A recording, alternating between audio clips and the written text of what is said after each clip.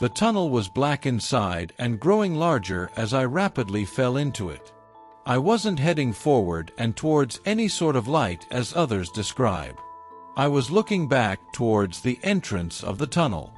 My childlike humanity faded, and I became older and more adult in my thought processes. I had a clear sense that I had been on this ride before, that I had died, and that I was returning to my wiser form of consciousness. Welcome to Let's Lift the Veil. If these testimonies touch you, help us spread the word. Like, comment, share, and subscribe. Every interaction helps these extraordinary voices be heard by as many people as possible. Keep sharing the light. Stay curious. Stay open. Let's lift the veil together. Although family farming has moved largely towards plant and seed harvesting in recent decades, hog and cattle raising operations were still fairly commonplace in Indiana well into the mid-1990s. As such, a farm's livestock operations normally required a series of open sewage ponds. These were sometimes referred to as lagoons, open-air cesspools, or manure pits. This was done to hold the waste of dozens, if not hundreds, of animals. Each year, a few dozen farmers are killed working in and around these pits due to the emittance of deadly methane, carbon monoxide, and hydrogen sulfide gas. When I was about 8 years old, in 1992, this is precisely what happened to me. On a very warm, low-wind day, I was overcome by the smell of sulfur while walking between a hog finishing barn and an open sewage pond. I can still recall a split second of diminishing consciousness as I began falling forward towards the ground. The patch of grass I landed on is exactly where my near-death experience began. I found myself 30 to 40 feet high up in the air and looking down at the scene below. I can accurately judge it to be this height, as there was a utility telephone pole many yards in front of me. I remember wondering to myself many days later, how did I climb to the top of that telephone pole? From the sky above, I began to fall towards the ground. As I fell, I noticed a black hole near the green grass on the ground below. The hole seemed too small as I fell towards it. As I got closer to the hole, I kept right on falling. There was no ground to hit. The falling felt like I had pierced a veil of some sort, as I slid through the tiny dark hole and entering a tunnel within. The tunnel was black inside and growing larger as I rapidly fell into it. I wasn't heading forward and towards any sort of light as others describe. I was looking back towards the entrance of the tunnel. My childlike humanity faded, and I became older and more adult in my thought processes. I had a clear sense that I had been on this ride before, that I had died, and that I was returning to my wiser form of consciousness. I had a few downloads during this tunnel experience, some of which I struggle to remember to this day. This pains me a great deal, as I can remember the circumstance, but I can't remember the precise information I was gathering. One message, or feeling I do recall, was that this life I had just exited was similar to a game. There were many ways to play the game, and some ways were much better than others. I remember thinking to myself, gosh, I wish I could do that life over. How could I forget that? I wonder how far I could get if I could remember to do life that way.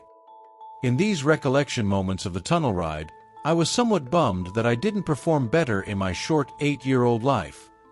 But it was a happy-go-lucky kind of bummed. At some point here, the speed slowed, and I entered a space with panoramic screens all around. It was like multiple TVs butted up next to one another. This was the beginning of a brief life review. I mainly saw images of my mother and sister, but I was very confused. I knew the time, place, and circumstance that I was witnessing, but it was as if I was experiencing it from a different angle in the room. It was déjà vu, but from another vantage point, but I watched it differently this time. I will note that this was a deep, emotionally painful life review in my experience. It was not a physical pain.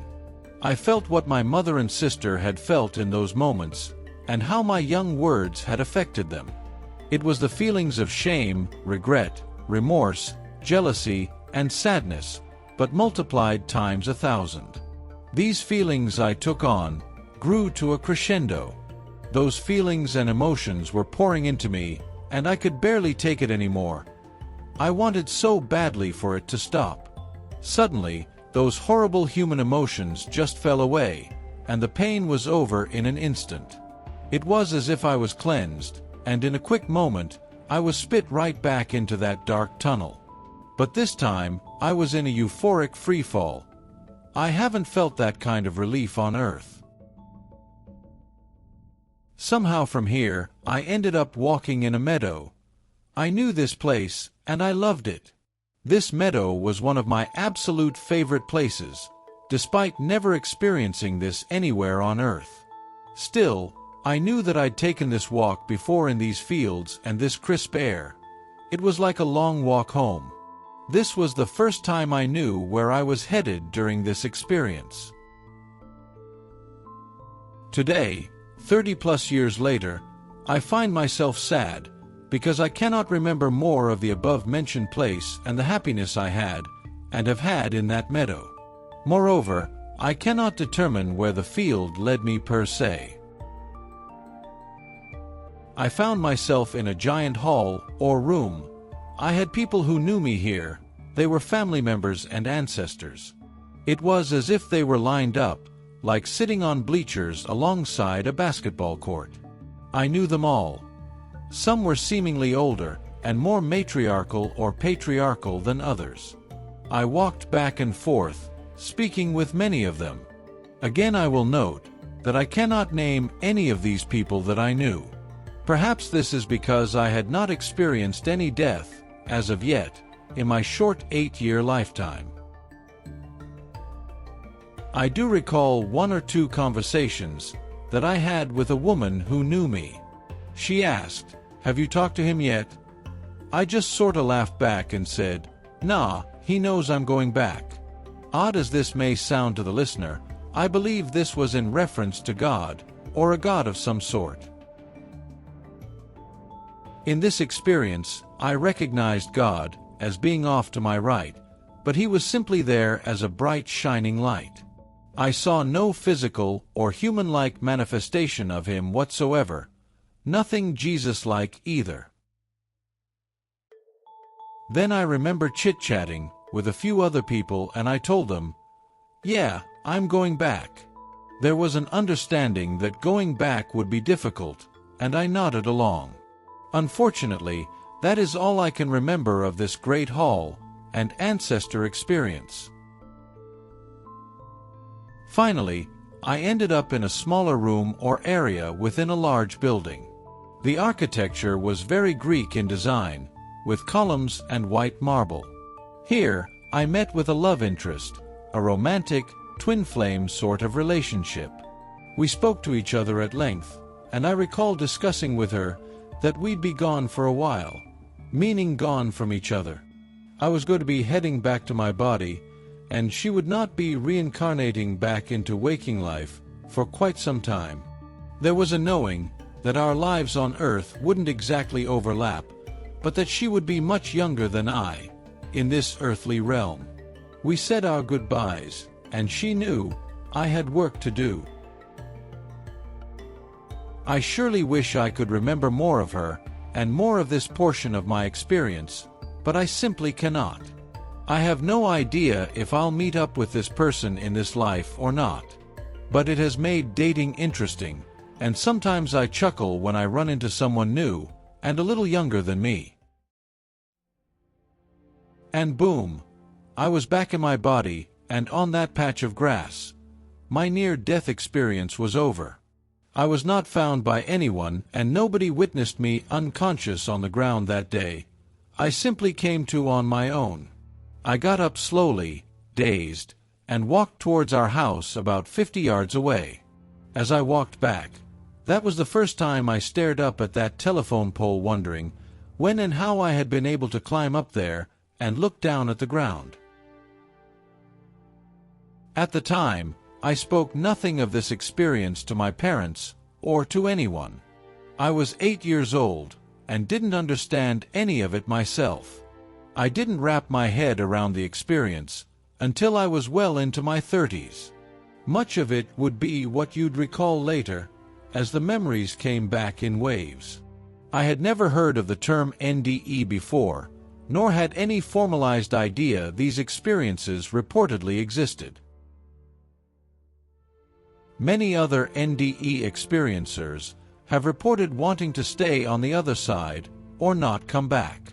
For weeks following my NDE, I would go outside when my parents were gone and lay down on the exact same spot of grass that I had my experience. I'd close my eyes and try so hard to go back to that place. Shortly after that, for whatever reason, I buried much of the experience in my psyche. In fact, I refused to even walk near that area of the farm at all. I'm not sure why, but I became scared of it, causing me to bury the memories even further in my mind. As I did so, I began having intense dreams for weeks following the NDE. These were vivid, out-of-body dreams, with some of them being quite nightmarish. Eventually they dissipated, as did many memories of the near-death experience. My life behind the veil. I was just 8 years old when it happened. At that age, death isn't something you understand. But what I experienced left a mark on me, one that would only make sense decades later. The experience was filled with both intense beauty and deep emotional pain. I didn't feel like I floated away from my body. I just knew, without question, that I had left it. I was somewhere else, completely aware. My consciousness didn't feel like that of a child anymore. It felt older, wiser, as though I had stepped back into a version of myself I had known before. It was strange. Time seemed to slow down or stop altogether, and everything around me was more vivid than I could describe. Colors were richer, depth was deeper, and the clarity of my vision was beyond anything I'd ever known. There was no light at the end of a tunnel, like people often describe. But I did pass through a dark tunnel, fast, intense, and transformative. In that place, it felt like I remembered something ancient, like I had been there before. I encountered family members, ancestors, and someone who felt like a soul-level romantic connection. It was hard, feeling such a profound love as a prepubescent boy, yet my mind and heart were operating as if I were much older. It wasn't physical, it was a soul recognition, and knowing. What truly shook me was my perception of God. There was no bearded man, no religious figure, just an overwhelmingly bright white light. And somehow, we shared a kind of buddy-like relationship. There was humor, familiarity, almost like we'd been through this before. In the years that followed, I had vivid dreams that resembled shamanic journeys. Out-of-body experiences that felt more real than waking life. Much later, in an ayahuasca ceremony, the memories came rushing back, memories I had buried deep. And with them came a deep, unwavering certainty. What I lived through was real, more real than life itself. Thank you for listening to this near-death experience. If this story moved you, please consider liking, commenting, and sharing it. It's a small action for you, but it means the world to this growing channel. And if you haven't already, hit that subscribe button so you don't miss the next journey beyond the veil. Every click helps us give voice to these powerful stories. Take care of yourself and those you love. Until next time, Keep sharing the light. Stay curious, stay open. Let's lift the veil together.